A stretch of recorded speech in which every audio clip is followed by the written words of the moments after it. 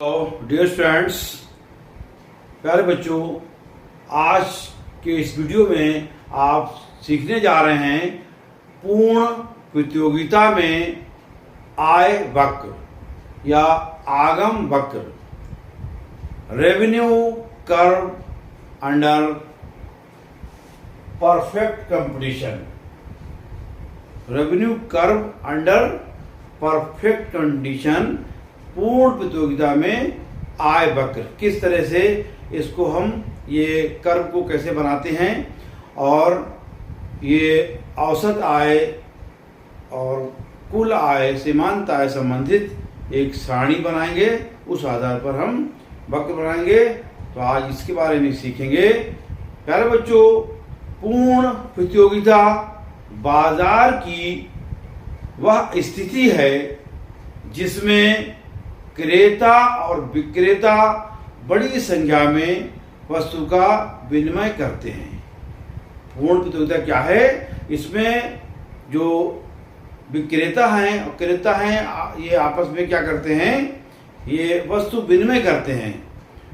इसको बाजार की अवस्था का पूर्ण ज्ञान होता है, यानी उसमें जो उपभोक्ता हैं उन्हें बाजार का पूर्ण ज्ञान होता है तथा कीमत में प्रवृत्ति समस्त बाजार में एक समान होने की होती है। बाजार में कोई भी वस्तु है तो उसके लगभग रेट्स जो है वो समान होने की संभावना होती है।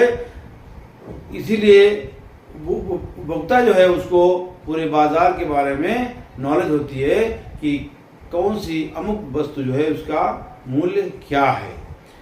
अतः पूर्ण प्रतियोगिता फर्म केवल बाजार कीमत पर ही अपने उत्पादन का विक्रय कर सकती है। यानी कोई फर्म अगर जो है वो बाजार कीमत पर कोई भी अपना उत्पाद को बेच सकती है। अगर वो फर्म बाजार कीमत से बढ़ाकर के रेट तय करती है तो उसके जो उपभोक्ता हैं वो कट जाएंगे और वो दूसरी तरफ चले जाएंगे।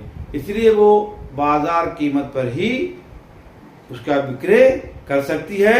यदि कोई फर्म अपने उत्पादन को बाजार कीमत से अधिक कीमत पर बेचना चाहे, जैसा मैंने अभी बताया कि कोई फर्म अगर बाजार कीमत से अधिक कीमत पर अपने उत्पाद को बेचना चाहे तो चूंकि उपभोक्ता को बाजार की जो स्थिति है उसका पूर्ण ज्ञान होता है, इसलिए फर्म अपने सभी उपभोक्ता खो बैठेगी। यानी कि जो अगर कोई फर्म चाहते कि हम बाजार कीमत से बढ़ा करके कोई वस्तु उसको हम विक्रय करें, तो चूंकि जो उपभोक्ता है मार्केट में उसको उसका ज्ञान है इसका कि इसका मूल्य क्या है, तो वो फर्म अपने सारे उपभोक्ता जो है वो खो बैठेगी। यानी वो जो उपभोक्ता हैं, कंज्यूमर्स हैं, वो ट्रांसफर हो जाएंगे, दूसरी फर्म की तरफ हो जाएंगे जहां पर मूल्य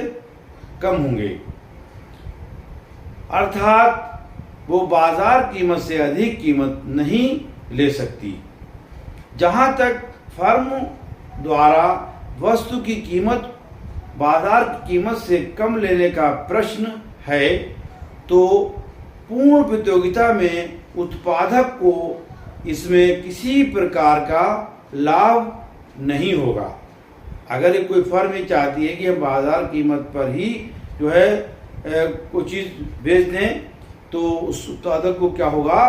किसी प्रकार का कोई भी लाभ नहीं हो पाएगा। अतः पूर्ण प्रतियोगिता में एक फर्म दी हुई बाजार कीमत पर ही अपनी वस्तु बेच सकती है। यानी जो बाजार कीमत है उस आधार पर ही अपनी वस्तु को विक्रय कर सकती है। इसका अर्थ है कि वस्तु की प्रत्येक अगली इकाई बेचने से फर्म को प्रारंभिक अतिरिक्त आय, जो उसकी अतिरिक्त आय है, वो एमआर ठीक उसी प्रकार कीमत एआर के बराबर हो जाएगी। ऐसी स्थिति में औसत आय यानी कि AR एवरेज रेवेन्यू और सीमांत आय यानी मार्जिनल रेवेन्यू बराबर और स्थिर हो जाते हैं और औसत आय और सीमांत आय यानी AR और MR वक्र एक ही हो जाएंगे। अतः वो क्षैतिज अवस्था जो X अक्ष के समांतर रेखा होगी, जो X अक्ष हम क्षैतिज रेखा खींचेंगे वक्र में, तो वो X अक्ष के समांतर रेखा होती है। इसे ही कीमत रेखा भी कहते हैं।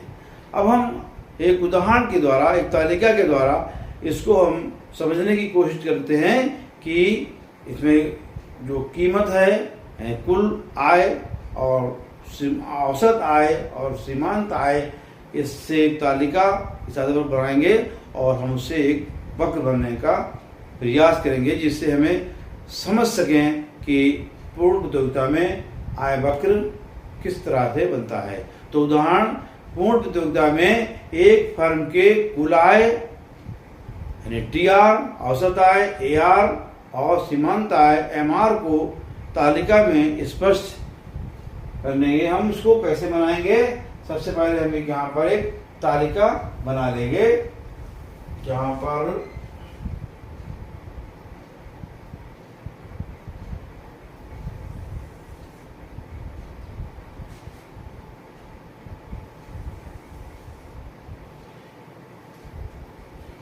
पहला उत्पादन की इकाई,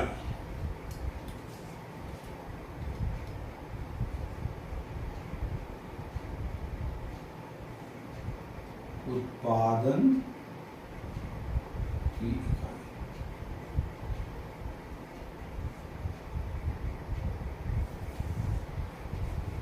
ये आउटपुट कहलाएगा और आउटपुट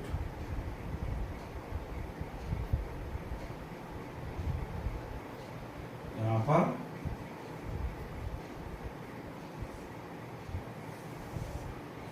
कीमत ये रुपए में होगी,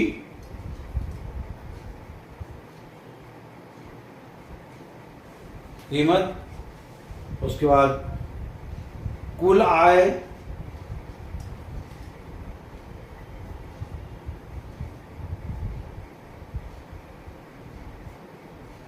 कुल आय TR, ये भी रुपए में होगी, और उसके बाद औसत एवरेज रेवेन्यू, औसत आय,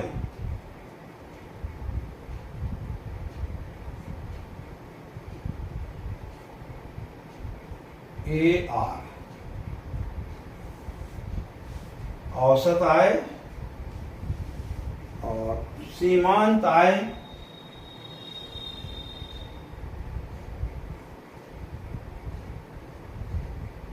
MR,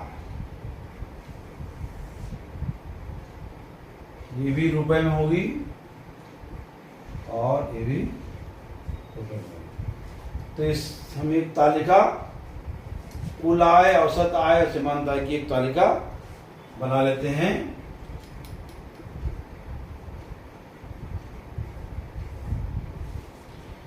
यहां पर उत्पादन की इकाइयां 6 इकाइयां लेते हैं, 1 2 3 4 5 6।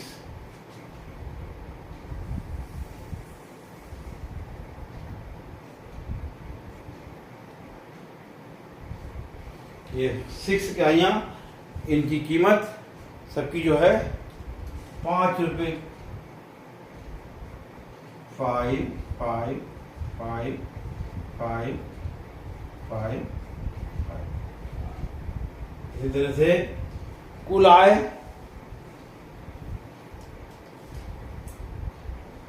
5 10 15 20 25, 30। ये कुल आय के रुपए में, और औसत आय जो है वो 5, 5, 5, 5,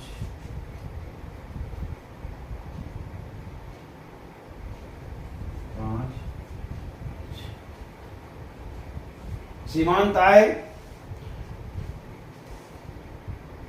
5 रुपए होगी, 5 रुपए होगी, 5 रुपए, 5 रुपए, 5 रुपए और 5। सीमांत आय जो है 5। कुल आय जो है वो 5 के अंतर से यहाँ पर बढ़ रही है।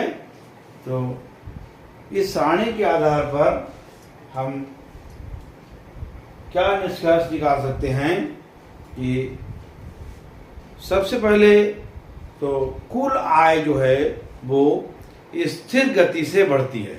कुल आय स्थिर गति से बढ़ रही है, जैसे 5 के अंतर से 5 से 5, एक स्थिर गति से ये बढ़ रही है। उदाहरण दिया, 5 रुपये प्रति इकाई की गति से बढ़ रही है। नेक्स्ट, उत्पादन के सभी स्तरों पर औसत आय स्थिर रहती है। यानी कि जितने भी उत्पादन के स्तर हैं वहां पर औसत आय जो है वो स्थिर है, 5 स्थिर रहती है। इससे एक निष्कर्ष निकलता है इस सारणी से। उसके बाद सभी उत्पादन स्तरों पर सीमांत आय स्थिर रहती है। हमें सीमांत आय भी स्थिर रहती है। सभी जितने भी उत्पादन स्तर हैं वहां पर सीमांत आय भी स्थिर रहती है। और उत्पादन में वृद्धि के साथ साथ औसत आय केवल स्थिर ही नहीं रहती, बल्कि हर उत्पादन स्तर में सीमांत आय के बराबर रहती है। यानी कि जो सीमांत आय के औसत आय जो है वो क्या सीमांत आय के बराबर बनी रहती है। AR जो है वो AR और MR के बराबर ये बनी रहती है। तो इस सारणी से ये निष्कर्ष निकलता है। इस आधार पर हम एक चार्ट बनाएंगे, यानी एक वक्र। तो उसको हम लेते हैं कीमत और उत्पादन की मात्रा, पहला वक्र। इस आधार पर यहाँ पर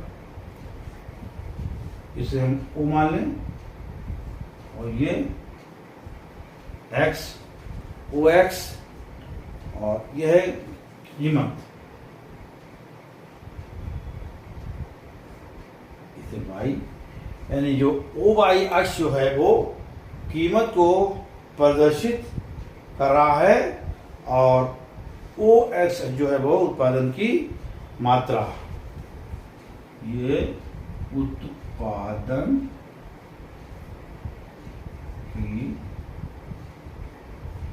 उत्पादन की मात्रा को प्रदर्शित कर रहा है। तो यहाँ पर 6 इकाइयां हैं, इसलिए 1 2 3 4 5 6,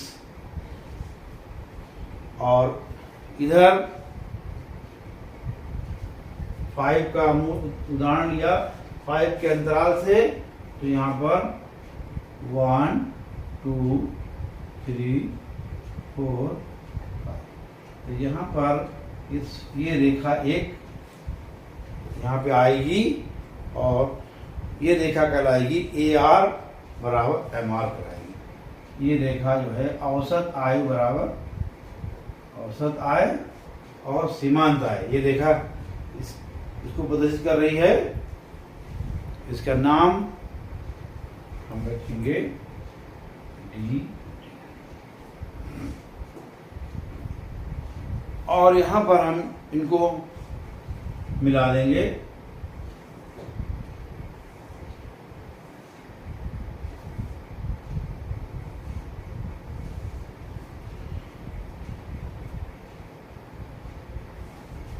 ये हम इसको 2M 2n के नाम से भी कह सकते हैं। ये वक्र बन गया आपका उत्पादन की मात्रा और कीमत का वक्र, और इसी से रिलेटेड हम बिक्री की मात्रा का वक्र बना लेंगे। उसमें भी इसी तरह से OXY यानी OXH जो है वो प्रदर्शित कर रहा है बिक्री की मात्रा को। बिक्री की मात्रा, बिक्री की मात्रा को OXH यहाँ पर प्रदर्शित कर रहा है, और OY जो है वो आय को, OY आय को प्रदर्शित कर रहा है। तो यहाँ पर हमारे पास 6 इकाइयाँ हैं। इसी तरह से 1 2 3 4 5 6 इकाइयाँ, और इधर हमारे पास जो कुल आय है 30 रुपये तक है। तो हम इसको 5 के अंतराल से 5 10 15 20 25 और 30, तो यहाँ तक हम ये आय दिखाएंगे, और इस रेखा को हम आगे बढ़ा देंगे। यहाँ 5 वाला जो ये रेखा कहलाएगी AR/MR, AR = MR, यानी कि औसत आय बराबर सीमांत आय को ये रेखा प्रदर्शित कर रही है। और इसी से हम